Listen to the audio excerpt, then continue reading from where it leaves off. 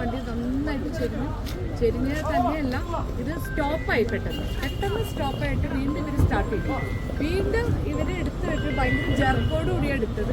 എന്നിട്ട് വീണ്ടും സ്റ്റോപ്പായി വണ്ടി, വീണ്ടും ഇവരെടുത്തത്. അത് കഴിഞ്ഞിട്ട് ഹമ്പാന്ന് ഒത്തിരി ചാടിച്ച് അവരെടുത്തത്. ഇവർ ഭയങ്കര സ്പീഡിൽ പോയിട്ട് ഇങ്ങനെ സൈഡിലേക്ക് നന്നായിട്ട് വെട്ടിയിട്ട് അങ്ങോട്ട് മാറി. 2:30 മണി. ഞങ്ങൾ ഉറങ്ങിയിട്ടില്ല. ഈ വണ്ടിയിൽ കയറിയിട്ട് ഉറങ്ങാനൊന്നും പറ്റില്ല. സ്ലീപ്പറാണ്. പക്ഷെ ഉറങ്ങാനായിട്ട് നമ്മൾ ഫുൾ ടെൻസ്ഡ് ആയിരുന്നു. ഞങ്ങൾക്ക് എന്താ ചെയ്യേണ്ടതെന്ന് അറിയണ്ടായിരുന്നില്ല. ഇത്രയും 11:15 ഞങ്ങൾ കയറിയത്. എല്ലാവരും ഹസ്ബൻഡൊക്കെ ഉറക്കം ഇതുണ്ട്. പിന്നെ അവരെ വിളിക്കാൻ ഇതെങ്ങനെയാണ് എന്താണെന്ന് ചിന്തിപ്പിച്ചു. ഞങ്ങൾ ഇത് എന്താണ് ഇങ്ങനെയാണോ, ഇത്ര സ്പീഡിലാണോ ഈ വണ്ടി പോണേ?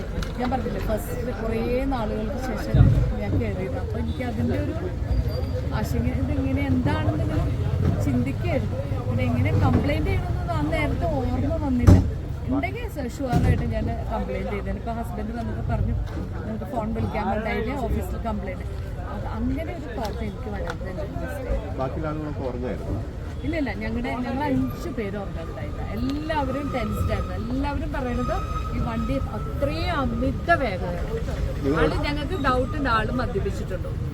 ഞങ്ങൾ അനിയത്തി പറയുന്നുണ്ടായിരുന്നു വണ്ടി ഞങ്ങൾ കയറാൻ നിന്നപ്പോൾ ഇറങ്ങി വന്ന സൈഡിൽ ഇറങ്ങിയപ്പോൾ തന്നെ അയാൾ മദ്യപിച്ചിട്ടുണ്ടോ എന്ന് ആൾക്ക് ഡൗട്ട് ഉണ്ടായിരുന്നു.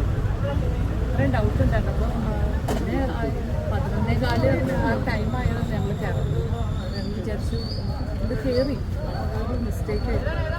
ആ സമയത്ത് അപ്പം തന്നെ ആൾക്കാർ രക്ഷാപ്രവർത്തനം നടത്തുക. ഇതിൽ നിന്ന് ഫസ്റ്റ് ഒരാൾ ഇറങ്ങി, ഈ ബസ്സിൽ നിന്ന് ഒരു ചെറുപ്പക്കാരനെ ഇറങ്ങിയിട്ട് അയാൾ മുഖേന ഞാനും അനിയത്തിയും ചെറിയ കൊച്ചും കൂടെ ഇറങ്ങി. ആരോ കൈ പിടിച്ചു വന്ന് ഞങ്ങൾ ഇറങ്ങി. അതിനുശേഷം ഞങ്ങൾ 2 പേരും അതിൻ്റെ ഉള്ളിലായിരുന്നു. കുറച്ച് നേരത്തിന് ശേഷം കുറെ പേര് ഇതിന് വന്നു. കറക്റ്റായിട്ട് വന്ന് ഹെൽപ്പ് ചെയ്തു. ഞങ്ങൾ ഫോൺ വിളിക്കാൻ സമ്മതിച്ചു. ഞാൻ അപ്പം തന്നെ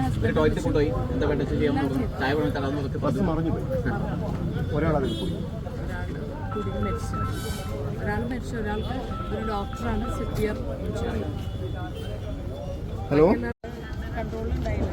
അങ്ങനെ കുറച്ച് പേര് എന്തുകൊണ്ടാണ് ഡ്രൈവർ മദ്യപിച്ചു എന്നുള്ള സംശയം കാരണം? ഞങ്ങൾക്ക് ആർക്കൊന്നും ഉറങ്ങാൻ പറ്റിയിട്ടില്ല. ഭയങ്കര സ്പീഡ്, അങ്ങോട്ട് ഭയങ്കര പ്രശ്നമായിരുന്നു. ഇതിന് സ്ലീപ്പർ കോച്ചല്ലേ, ആരെങ്കിലും ഉറങ്ങിപ്പോയില്ല? ഞങ്ങൾ 5 പേരിൽ ഞങ്ങൾ ആരും ഉറങ്ങിയിട്ടുണ്ടായിരുന്നു. ബാക്കി ആൾക്കാർ ബസ് ഡ്രൈവർ ഉറങ്ങിപ്പോയ സംശയമുണ്ടോ? ഇല്ല. മദ്യപിച്ചിരുന്നു എന്ന് തന്നെയാണ് കരുതുന്നത്. വളരെ മോശം ഡ്രൈവിംഗ് ആയിരുന്നു. എത്ര പേരായിരുന്നു ബസ്സിലുണ്ടായിരുന്നത്? ഏകദേശം ബസ് ജീവനക്കാർ എങ്ങനെയാണ് പെരുമാറിയിരുന്നത്? അവരങ്ങനെ ഇടവഴിയൊന്നുമില്ലല്ലോ, അങ്ങനെ അതിനെ ഇൻട്രാക്ട് ചെയ്തില്ല. നിങ്ങൾ അവരോട് പരാതിപ്പെട്ടിരുന്നോ ബസ്സുകൾ ഓടിക്കരുത്? ഞങ്ങൾക്ക് അങ്ങനെ ഞാൻ ഫസ്റ്റ് ടൈമാണ് പറയുന്നത്. അപ്പോൾ അറിയില്ലല്ലോ എങ്ങനെയാണോ അറിയില്ല. സ്ലീപ്പർ കോച്ച് ബസ് എങ്ങനെയാണോ കൂടുതൽ അറിയില്ല? ഇല്ല, ആദ്യമായിട്ടാണ്. എങ്ങോട്ടായിരുന്നു യാത്ര? മംഗലാപുരം. എവിടുന്നാണ് ബസ്സിൽ കയറിയത്? ഞങ്ങൾ അങ്കമാലിയാണ്. ടൂർ ട്രിപ്പ് ആയിരുന്നു.